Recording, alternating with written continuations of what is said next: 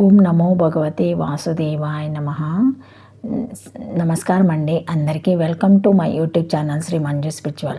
మనము ఈరోజు శ్రీ లక్ష్మీ నరసింహ పురాణం గురించి 16వ భాగము తెలుసుకుందాము. కానీ అంతకంటే ముందుగా మీరు కనుక మన ఛానల్ని ఇప్పటి వరకు సబ్స్క్రైబ్ చేసుకోకపోతే వెంటనే చేసుకోండి.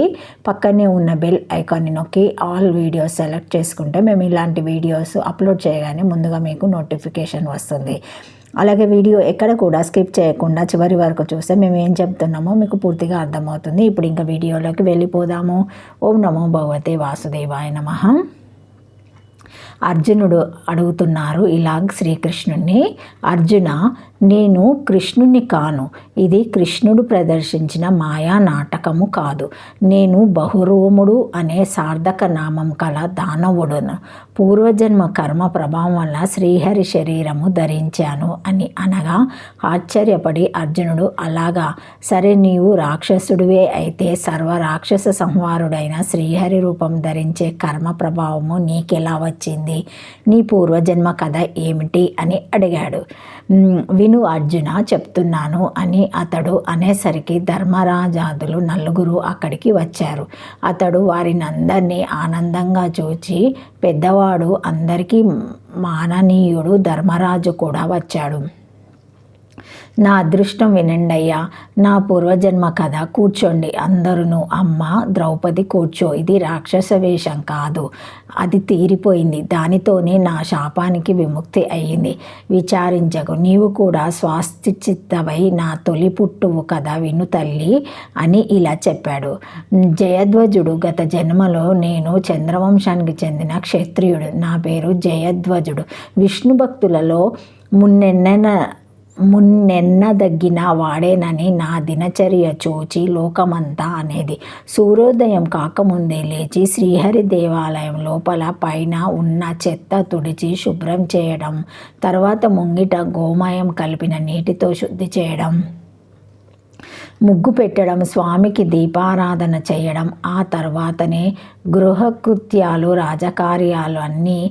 నా ఈ దినచర్య తెలిసి పూరమందున పురోహితుడు, అతని పేరు వితిహోత్రుడు, ఆశ్చర్యపడి పట్టాభిషిక్తుడైన రాజు ఆలయంలో చీపురు పట్టుకొని చిమ్మడం, వేడి నీళ్లు చల్లడం ఏమిటి దాసకృత్యం అని ఒకనాడు వచ్చి ఆలయం పని ముగించి విశ్రాంతిగా కూర్చుని నన్ను అడిగాడు.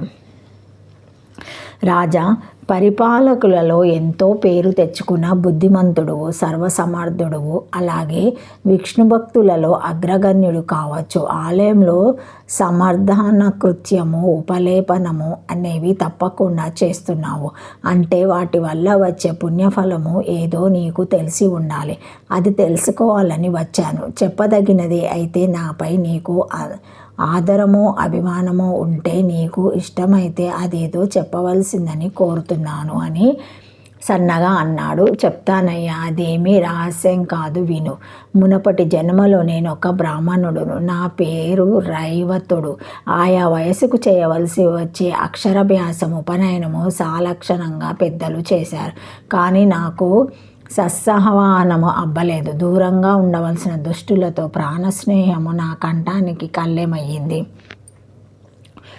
జూదము, మద్యపానము, దొంగతనము, జరత్వము నాతో పాటే పెరగటం చూచి తండ్రి నన్ను తన్ని ఇంటి నుంచి పొమ్మన్నాడు. నేను సంతోషంగా బయటపడి ఆబోతులాగా తిరగనారంభించాను. నా దొంగతనము సామాన్య ధోరణికి మించి బందుపోటుతనానికి పట్టం కట్టింది. పరాకాంత నా కంటికి నదురుగా కనిపించింది. ఆ సమయం చూచి కొప్పుపట్టి ఈడ్చుకుపోయానే. ఏ పాడు దేవాలయమో నా నివాసమో. అలవాటు ప్రకారం ఒకనాటి సాయంకాలము పడమటి కర్రలు కృంకంగానే ఊరి వెలుపల తోటలో చెట్ల చాటుగా నక్కి ఉన్నాను. పొరుగురికి ఏదో శుభకార్యానికి బంధువుల ఇళ్ళకి వెళ్ళిన మా జాతి స్త్రీ పురుషులు తిరిగి వస్తూ ఆ తోటలోకి వచ్చారు. ఊరిలోకి రావడానికి అదే దారి. వాళ్ళని పసిగట్టి గొంతుక మార్చి భయంకరంగా అరిచాను. ఆ అరుపు విని బెదిరి నలుగురు తలోక దారిని పారిపోయారు. నా ప్రక్క నుంచి ఒక ఇల్లాలు పరిగెత్తుతున్నట్టు గుర్తించి చప్పున పైన బడి పట్టుకున్నాను. అరవకని నోరు నొక్కి ఈడ్చుకుపోయి తోట వెనుక ఉన్న దేవాలయంలోకి చేర్చారు. అప్పటికి లోపల అంతా దుమ్ము పట్టింది. నా పైమీది బట్టతో నా నేలంతా తుడిచాను. ఆ ఇల్లాన్ని తలుపు వార నిలబెట్టి, మాటడేవా పీక పిసికి ఈ దేవుడికి బలి వేస్తాను అని బెదిరించి బయటకి వచ్చి నూతిలోని ఇన్ని నీళ్లు తోడి లోపల చల్లి శుద్ధి చేశాను. నా ఉత్తరాయం కోసం చించి దీపస్తంభము తడివి ప్రమిదలో ఒత్తిలాగా నలిపివేసి మొలనున్న అగ్గిరాయితో నిప్పు పుట్టించి దివ్వె వెలిగించాను. ఇంతలో పైన ఏదో అలికిడి అయ్యింది. ఏమిటా అని బయటకు వచ్చాను. అమాంతము ఇగురుతలాలో ఊరు కార్చేవారు నన్ను దొంగగా అనుమానించి కర్రలతో మెత్తారు. అంతే, కుప్పకూలి గుక్కెడు ప్రాణం వదిలాను. అంతలో గంటల విమానంతో పెద్ద పెద్ద ఆకారాల వాళ్ళు వచ్చిన నా సూక్ష్మజీవిని ఆ విమానంలోంచి స్వర్గానికి తీసుకుపోయారు. అక్కడ దివ్యరూపంతో చాలా కాలంగా దివ్యభోగాలను అనుభవించి ఆ పుణ్య ఫలమహిమ వల్ల చంద్రవంశంలో పుట్టి జయధ్వజుడనే పేరుతో పెరిగి ఇలా విష్ణు దేవాలయ సన్మార్గణము, గోమాయ శుద్ధి, దీపారాధన పూర్వజన్మ వాసన బలంతో చేస్తున్నానని అనగా ఆ పురోహితుడెవడో ఆశ్చర్యము ఆనందము పొంది ఆనాటి నుంచి తాను కూడా ఆలయ సన్మారార్జనము వగేరా విష్ణు కైంకర్యము చేయని ఆరంభించాడు. తర్వాత కథ విను ధర్మానందన. చంద్రవంశంలో పుట్టి జయధ్వజుడనే పేరు గల విష్ణుభక్తుడు అయి ఉంటూ కొంతకాలానికి ఆయువు తీరి ఇంద్రలోకానికి వెళ్ళాను. అక్కడ దివ్యభోగాలను అనుభవించి రుద్రలోకానికి వెళ్ళి కొంతకాలం అయ్యాక దివ్యాభిమానంలో బ్రహ్మలోకానికి వెళ్తున్నాను. దారిలో నారద మహాముని కనిపించాడు. తెలిసి కూడా ఆయనని పలకరించలేదు. పోని నోరు మూసుకొని పోవచ్చు కదా. అలా కాకుండా ఏమి కలుషాన లోక దిమ్మారి, ఎక్కడికి ప్రయాణం అని హేళనంగా నవ్వాను. నేను గొప్ప విష్ణు భక్తుడని అహంకారం. ఆ మాటకు ఆయన ఆగ్రహించి, ఎంత విష్ణు భక్తుడేమో అయినా ఇంత హేళన ధోరణి పనికిరాదు, అనుభవించు రాక్షసుడుగాక అని శపించాడు. నా తల్ల గిర్రున వెంటనే విమానం మించి ఆయనను అనేక విధాల ప్రార్థించి శాపానుగ్రహించాల్సిందని వేడుకున్నాను. క్షమించవలసిందని లెంపలు వాయించుకొని ఏడ్చేశాను. సరే, అరణ్యవాసం చేస్తున్న పాండవుల ధర్మపత్నిని ద్రౌపదిని ఎత్తుకుపోయే సమయంలో అర్జునుని బాణాలకు గురి అయి నీ రాక్షస జన్మ అంతరిస్తుంది, విష్ణులోక ప్రాప్తి కలుగుతుంది పో అని తన దారిన తాను పోయాడు. అంతే, రాక్షస రూపంలో ఈ అడవిలో దబ్బున పడ్డాను. ఇన్నాళ్ళకి శాప విముక్తి అయ్యింది, పోయి వస్తాను అని తన కథ చెప్పాడు. అంతలో పెనుగాలి వీచినట్టయి గరుడు వచ్చి ఆ వ్యక్తిని తన వీపు పైన ఎక్కించుకొని రివ్వున ఎగిరిపోయాడు.